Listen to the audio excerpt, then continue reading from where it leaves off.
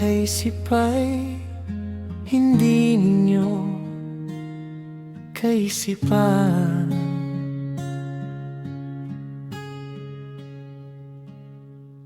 Ang inyong kaparaanan ay hindi ko kaparaanan.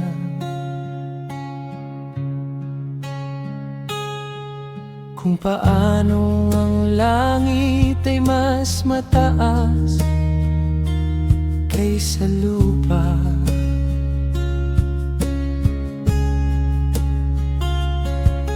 ang aking kaparaanan ay higit kaysa inyong kaparaanan.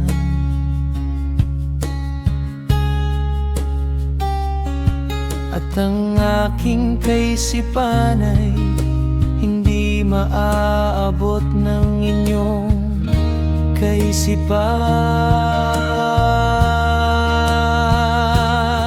Ang ulan at yelo na bumabagsak mula sa langit ay hindi na nagbabalik,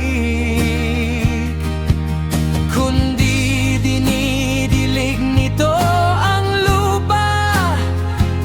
Kaya lumalago ang mga halaman at namumunga, at nagbibigay ng butil na panghasik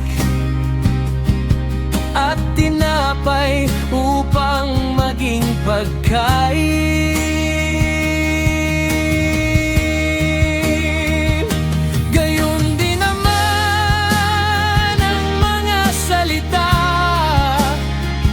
na lumalabas sa aking bibig. Ang mga ito'y hindi babalik sa akin na walang katulad.